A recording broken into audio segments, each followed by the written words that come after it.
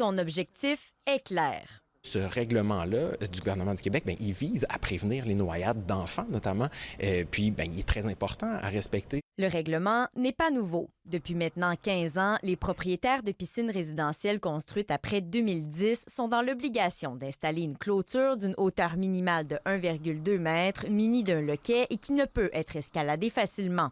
Ce qui change cette année, c'est que les piscines construites avant 2010 devront, elles aussi, se soumettre au règlement au plus tard le 30 septembre prochain.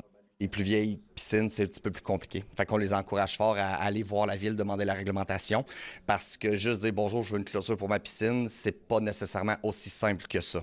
Le règlement est provincial, mais les modalités peuvent varier d'une municipalité à une autre. Certains modèles, on va dire à Trois-Rivières, sont acceptés, mais à Shawinigan ou à Saint-Boniface ne le sont pas nécessairement.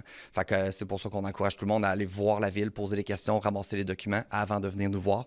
Des informations disponibles sur le web, alors que certaines municipalités, comme Trois-Rivières, offrent une visite de courtoisie gratuite pour appuyer les citoyens dans leur démarche. C'est informé comme il faut là, pour les hauteurs, les rambardes. À la demande de Québec, toutes les municipalités devront s'assurer que les piscines sur leur territoire sont conformes au courant de l'automne prochain. Et attention, pour ceux qui feraient fi du règlement, la facture pourrait être salée. Chaque non-conformité pourrait recevoir une amende de 500 à 700 $. Donc, il y a plusieurs non-conformités. Vous savez, la distance du filtreur, par exemple. Est-ce que le loquet est du bon côté? Est-ce que la porte se referme du bon côté? Tout ça, ça fait partie des mesures de sécurité que prévoit la réglementation. Même si le règlement est en vigueur depuis plus d'une décennie, Martin envisage déjà être très occupé.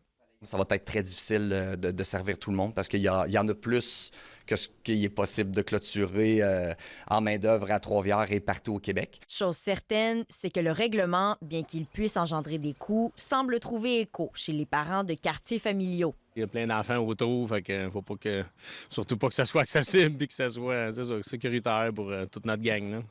Ici, Alexandra Fortin, Radio-Canada, Trois-Rivières.